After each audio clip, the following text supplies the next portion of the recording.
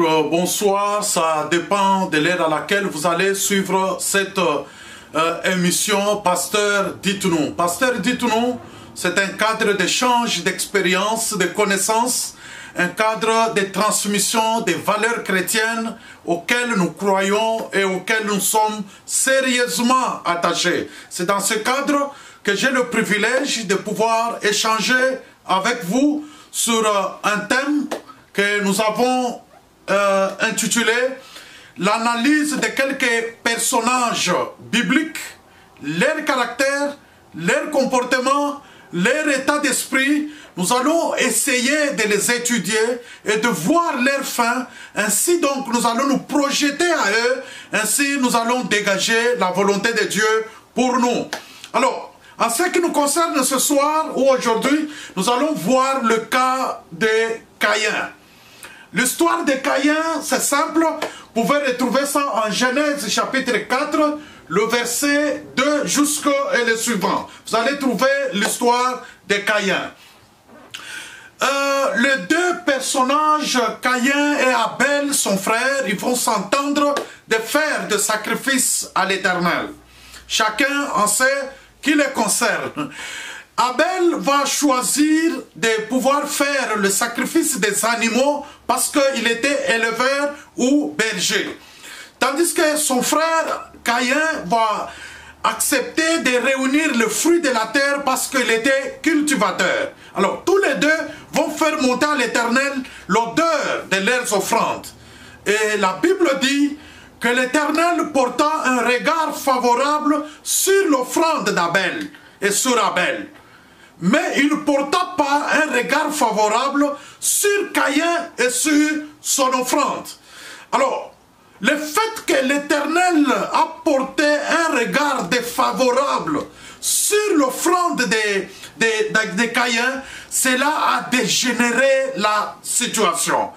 Caïn n'a pas pu supporter du fait que l'offrande de son frère était agréée, que son offrande était refusée. Et pourtant, son frère n'était pour rien. Son frère n'a pas influencé le refus de son offrande, ni de loin, ni du près. Donc son frère, c'était un innocent. C'est l'Éternel Dieu lui-même qui avait résolu, qui a apprécié l'offrande de chacun d'entre eux. C'est-à-dire qu'il a accepté l'offrande de l'un, il a refusé l'offrande de l'autre. Alors, cette situation a mis mal à l'aise Caïn, il était devenu fâché, mais l'Éternel va faire une remarque à Caïn. Il va lui dire, pourquoi tu es fâché? Et deuxièmement, Dieu va lui donner un conseil. Il va lui dire que le mal est en train de se coucher à ta porte. Mais il lui dit, tu as la possibilité de dominer sur le mal. Waouh, c'est que quand le mal arrive chez nous, nous avons la possibilité de le refuser. Donc quand tu fais le mal, c'est que tu as choisi de le faire. Mais malgré le conseil que Dieu a donné à Caïn, Caïn a persisté jusqu'au point de tuer son frère. Il l'a tué. Pourquoi il l'a tué? Abel était innocent. Tout simplement parce que Abel a réussi et que Caïn a échoué. En fait, cet homme, Caïn, son comportement, ses ajustements, son attitude et même son mode opératoire est pratiquement identique à la sorcellerie. On dirait que Caïn, c'est le père fondateur de la sorcellerie. Je ne confirme pas, mais les actes, la manière dont il opère, c'est vraiment comme un sorcier. Donc, les anthropologues définissent la sorcellerie comme étant une capacité qui consiste à nuire à autrui. C'est-à-dire que la sorcellerie, c'est une capacité de nuisance. Donc, quand tu portes atteinte à la personne, à la vie de quelqu'un, tu détruis quelqu'un, c'est que tu es en train d'appliquer la sorcellerie.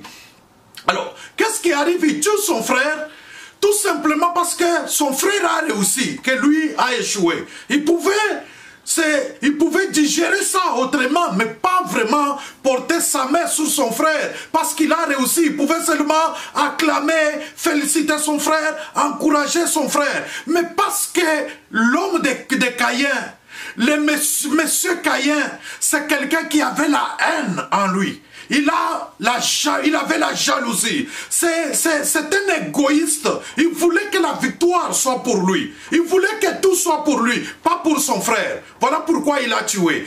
Il n'a pas tué Abel parce qu'Abel lui a fait du mal, non. Tout simplement parce qu'Abel a réussi. Waouh, mes frères. Vous savez, Caïn, c'est le genre de personnes qui sont autour de nous. Dans nos églises, dans nos maisons, dans notre société, dans notre entourage, il y a beaucoup de Caïns. C'est le genre de personnes qui ne supportent pas la réussite des autres. En fait, Caïn peut vous détester à l'occasion de rien, tout simplement parce que vous réussissez, tout simplement parce que tu es en train de faire le succès, tu es en train de faire un bon travail, tout simplement parce que tu es en train de réussir. Caïn va te détester, il va t'haïr. Pas parce que tu lui as fait du mal, non. Tout simplement parce que tu réussis, tu es en train d'aller loin, tu es en train de faire des choses extraordinaires. Alors Caïn ne supporte pas ça parce que c'est une petite personne. Vous savez, Caïn, c'est un esprit de médiocrité. Parce qu'en fait, Caïn ne supporte pas qu'il y ait des excellents autour de lui. Il ne supporte pas. C'est un esprit qui ne supporte pas l'émergence des autres, l'excellence des autres. C'est quelqu'un qui aime que les autres soient médiocres, qu'il soit le seul qui est excellent, qu'il soit le seul qui réussit, qu'il soit le seul à qui on parle bien, qu'il soit le seul à qui on rend un bon témoignage, qu'il soit le seul qui a toutes les bonnes choses, qu'il soit le seul à qui on dit qu'il est en train de réussir. C'est ça l'esprit de Caïn. Donc, ne t'étonne pas quand tu réussis, tu as obtenu une excellence, tu es en train d'aller loin, que tu vois qu'il y a certaines personnes qui ne sont pas contentes de toi. Dis-toi que c'est l'esprit de Caïn. C'est l'esprit de Caïn. Caïn, c'est du genre de personnes pleines de jalousie, pleines de haine, ce sont des égoïstes. Ce sont des gens qui veulent que toutes les bonnes choses soient pour eux, pas pour les autres. Donc, quand vous avez Caïn autour de vous, sache qu'il ne sera jamais content si tu réussis. Il ne va jamais sourire quand tu es en train de faire le succès, tu es en train d'aller loin. Non, non, non. Quand on est en train de parler positivement de vous, quand on est en train de rendre un bon témoignage, Caïn est mécontent. Quand on parle de bien de vous, si Caïn est là, il va relever les faiblesses. Il va relever les fautes. Il va dire de mauvaises choses afin de pouvoir vous diminuer, afin de pouvoir vous mettre par terre. Ça, c'est l'esprit de Caïn. Caïn ne supporte pas qu'on apprécie quelqu'un d'autre. Non, non, il est mécontent. Il est jaloux. Il a la haine. C'est un esprit faible, un petit esprit. Donc, parce qu'il ne supporte pas la grandeur d'autres personnes. Les grands esprits ne supportent que les autres aillent loin. Mais les petits esprits, ils ne supportent pas la grandeur des autres. Ils ne supportent pas la réussite des autres. Donc les petits esprits, c'est l'esprit de Caïn. Il a tué son frère parce que tout simplement son frère a réussi à côté de lui. Donc Caïn, si vous êtes dans son entourage, il va tout faire pour vous combattre. Parce qu'il ne supporte pas voir d'autres personnes en train de réussir, en train d'exceller, en train d'aller très loin. Alors, Caïn utilise trois petites choses. La première chose, Caïn peut vous tuer physiquement. Il a tué son frère. Pas spirituellement, physiquement, il a tué. Donc, quand vous êtes dans un entourage où il y a l'esprit de Caïn, il faut faire attention parce qu'il a la possibilité, afin de vous libérer, de vous évacuer dans son entourage pour qu'il soit le seul. Il a la capacité de pouvoir mettre fin à votre vie. Ça, c'est l'esprit de Caïn. Deuxième chose, Caïn a la possibilité de vous tuer moralement, psychologiquement, émotionnellement. Caïn a la possibilité de monter de fausses histoires, de fausses informations. Il est capable de pouvoir réunir, de faire des montages de mise en scène. Il est capable de faire des scénarios afin de pouvoir salir votre réputation, de salir votre témoignage, de qu'il soit sûr qu'il vous a anéanti, il vous a écrasé, il vous a étouffé. Là, il est à l'aise. Dans sa peau de petite personne égoïste, médiocre, et dans sa peau des nombres de jalousie, de haine. Là, il se sentira vraiment à l'aise. Parce que il est dans sa seconde nature de voir les autres échouer, de voir les autres par terre.